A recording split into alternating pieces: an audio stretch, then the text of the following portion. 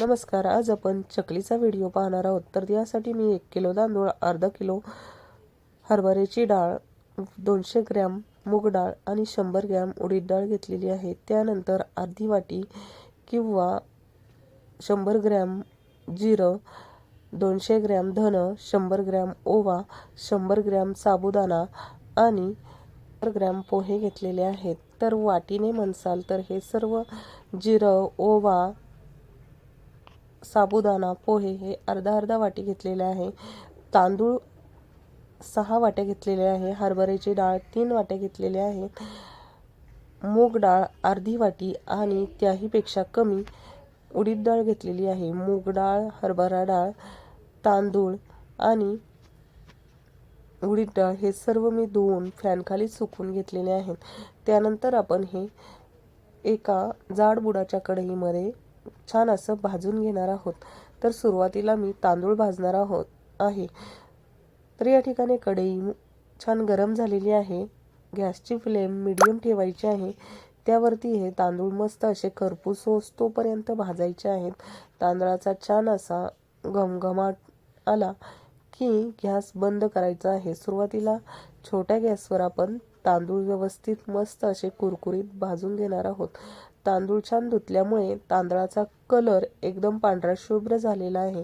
तांदूळ या ठिकाणी रेशनिंगचे घेतलेले आहेत. तर रेशनिंगच्या तांदळामुळे चकली एकदम खुसखुशीत कुरकुरीत अशी तयार होते.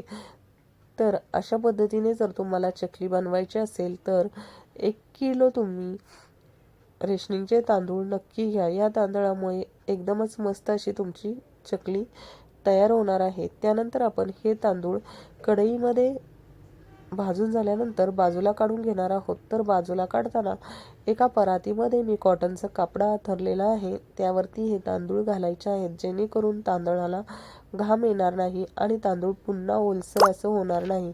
त्यानंतर हरभऱ्याची डाळ घालणार आहे. ही डाळ व्यवस्थित अशी छान कुरकुरीत भाजून घ्यायची आहे. गॅसची फ्लेम एकदम मंद ठेवायची आहे. त्यामुळे डाळ अगदी व्यवस्थित अशी कुरकुरीत भाजली जाईल. कारण की आपण तांदूळ, डाळी या सर्व धुवून घेतलेल्या असतात, त्यामुळे त्याच्यामध्ये थोडंसं मॉइश्चर राहिलेलं असतं. हे सर्व जाण्यासाठी ह्या डाळी आणि तांदूळ व्यवस्थित भाजायचे असतात. बाकीचे पदार्थ आपण धुतलेले नसतात. तर अशा पद्धतीने तुम्ही पाहू शकता. डाळ एकदम लालसर पण नाही, पण कुरकुरीत अशी भाजली गेलेली आहे. डाळीचा छान असा वास दरवळायला लागला होता. त्यानंतर मी डाळ भाजायचं बंद करून त्याच परातीमध्ये घालून घेतलेली आहे, जेणेकरून डाळीलाही दमटपणा लागणार नाही. त्यानंतर मुगाची डाळही मी अशाच पद्धतीने भाजून घेतलेली आहे आणि एकदम सुटसुटीत आणि कुरकुरीत अशी ही डाळ भाजली गेलेली आहे. त्यानंतर आपण उडदाची डाळही भाजून घेणार आहोत. डाळी आणि तांदूळ व्यवस्थित भाजल्यामुळे चकली एकदम मस्त अशी तयार होते. आपल्याला ही भाजणीची चकली करण्यासाठी याचीच मेहनत असते. डाळी आणि तांदूळ व्यवस्थित मीडियम फ्लेमवरती भाजायचे असतात. अशा पद्धतीने उडदाची डाळही छान भाजून झालेली आहे. त्यानंतर आपण साबुदाणा भाजणार आहोत. तर ही चकली दिवाळीतही तुम्ही करूच शकता. त्यानंतर अशीही तुम्हाला केव्हाही खाऊशी वाटली तेव्हाही तुम्ही करू शकता. चकलीची भाजणी करण्यासाठी मी अगदी डिटेलमध्ये तुम्हाला प्रमाण सांगितलेले आहे. या ठिकाणी वजनी प्रमाण आणि वाटीचे प्रमाणही सांगितलेले आहे. तर साबुदाणा भाजताना साबुदाणा ज्याचा जो मेन आकार आहे त्यापेक्षा दुप्पट असा फुलतो. त्यावेळेस आपण समजायचं आहे साबुदाणा छान असा भाजला गेलेला आहे. तर तुम्ही पाहू शकता साबुदाण्याचा जो आकार होता त्यापेक्षा साबुदाणा दुप्पट असा फुललेला आहे. भाजल्यामुळे साबुदाण्याचा आकार मोठा असा तयार होतो आणि साबुदाणाही छान कुरकुरीत भाजून घ्यायचा आहे. तोही त्याच परातीत काढून घ्यायचा आहे. त्यानंतर पोहे भाजायचे आहेत. पोहेही मस्त असे छान कुरकुरीत भाजायचे आहेत. तर या ठिकाणी लक्षात एवढंच ठेवायचं आहे, जेवढे आपण हे चकलीचे पदार्थ आहे भाजणीचे ते काळजीपूर्वक भाजू, तेवढीच आपली चकली छान अशी तयार होणार आहे. तर अशा पद्धतीने पोहेही मी भाजून घेतलेले आहेत. पोहे कढईतून बाजूला काढायचे आहे. हे सर्व पदार्थ कॉटनवरती टाकायचे आहेत, जेणेकरून त्यांना मॉइश्चर येणार नाही. त्यानंतर धने भाजायचे आहेत. धने भाजतानाही एकदम मीडियम फ्लेमवरती व्यवस्थित असे हे भाजून घ्यायचे आहेत. धनेही भाजून झालेले आहेत. त्यानंतर जिरा आणि ओवा भाजणार आहे. जिरा आणि ओवाही भाजलेला आहे आणि हे जिरा आणि ओवा पटकन असे भाजले जातात. त्यानंतर ही सर्व चकलीची भाजणी घरीच मी छान अशी मिक्स करणार आहे आणि पूर्णपणे थंड होऊन द्यायची आहे. समजा आपण सकाळी भाजली तर संध्याकाळपर्यंत पूर्णपणे थंड होऊ द्यायची आहे आणि त्यानंतर गिरणीत दळण्यासाठी द्यायची आहे. गिरणीत दळण्यासाठी देताना त्यामध्ये अगोदर चकलीची भाजणी टाकायला सांगायची आहे आणि मगच चकलीची भाजणी दळून आणायची आहे. या भाजणीपासून आता आपण छान अशा चकल्या तयार करणार आहोत. तर त्यासाठी मी पाणी गरम करायला ठेवलेलं आहे आणि हे पाणी छान कडकडीत असं गरम करून घेतलेलं आहे. त्यानंतर तेलही या ठिकाणी गरम करून घेतलेलं आहे. तर जेवढे वाटी चकलीचं पीठ घेतलं तेवढे चमचे आपल्याला या पिठामध्ये तेलाचं मोहन घालायचं आहे. तुम्ही जर 4 वाटी पीठ घेतलेलं असेल तर पोहे खायच्या चमच्याने 4 वाटी या ठिकाणी चकलीचं तेलाचं मोहन घालायचं आहे. त्यामुळे चकल्या अगदी खुसखुशीत अशा तयार होतात. तर मी या ठिकाणी 8 वाटी चकलीचं पीठ घेतलं होतं.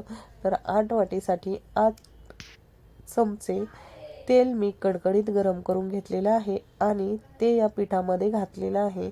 त्याचबरोबर यामध्ये ओवा जिरं अगोदरच घातलेला असल्यामुळे ओवा जिरं पुन्हा घालायची आवश्यकता नाही आहे. त्यानंतर आपण यामध्ये चवीनुसार मीठ, लाल तिखट हे पदार्थ घालणार आहोत आणि पाणी गरम करतानाही तुम्हाला मी मगाशी दाखवल्याप्रमाणे कडकडीत असं हे पाणी छान गरम करून घ्यायचं आहे. तेल सर्व पिठाला व्यवस्थित लागेल अशा पद्धतीने चोळून घ्यायचं आहे. तर सुरुवातीला तेल खूपच गरम होतं त्यामुळे चमच्याने हलवून घेतलं आहे. त्यानंतर हाताने थोडंसं सर्व पिठाला चोळून घ्यायचं आहे. अशा पद्धतीने तेल सर्व पिठाला लागेल अशा पद्धतीने चोळून घेत आहे. त्यामुळे चकली तयार होताना एकदम खुसखुशीत अशी तयार होते. त्यानंतर चवीनुसार लाल तिखट घालणार आहे. चकलीला तुमच्या आवडीनुसार तुम्ही लाल तिखट घालू शकता, परंतु एकदमच जास्त असं लाल तिखट घालू नका. त्यामुळे चकलीचा रंग एकदम काळपट असा येतो. त्यानंतर आपण यामध्ये तीळ घालणार आहोत. या ठिकाणी पांढरे तीळ मी घेतलेले आहेत. त्यानंतर चवीनुसार मीठ घालायचं आहे. मिठाचं प्रमाण तुमच्या आवडीनुसार तुम्ही कमी जास्त करू शकता किंवा चवीनुसार घालू शकता. अशा पद्धतीने मीठ घालून झाल्यानंतर पुन्हा हे मीठ, लाल तिखट आणि तीळ हे सर्व आपण छान मिक्स करून घ्यायचं आहे. त्यानंतर आपल्याला हे पीठ मळून घ्यायचं आहे. पीठ मळण्यासाठी तुम्ही एखादं पसरट भांडं घ्यायचं आहे जेणेकरून व्यवस्थित असं हे पीठ मळलं जाईल.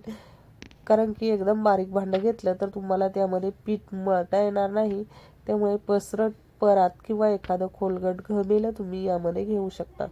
त्याचबरोबर अशा पद्धतीने मी पुन्हा थोडेफार जे तेलाच्या गुठळ्या दिसत आहे त्या मोडून घेत आहे.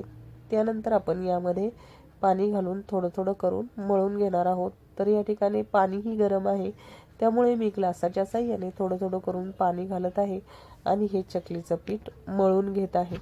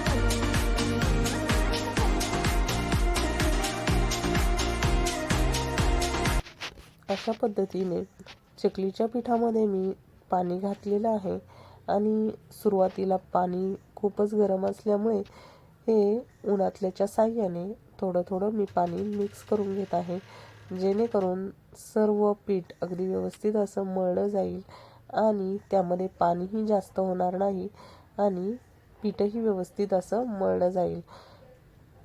त्यानंतर माझा एक पदार्थ या ठिकाणी घालायचा राहिला होता चुकून, आणि तो पदार्थ तुम्ही चकलीमध्ये नाही घातला तरीही चालू शकतं, परंतु चवीनुसार मी थोडीशी यामध्ये हळद घालणार आहे.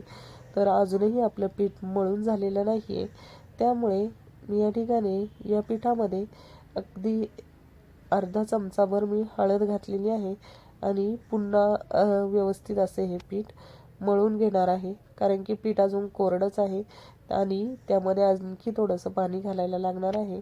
फक्त पीठ मळताना काळजी एवढीच घ्यायची आहे की पीठ एकदम घट्टसर असं मळायचं आहे, त्यामुळे एकदम भस्कन आपल्याला यामध्ये पाणी ओतायचं नाही आहे.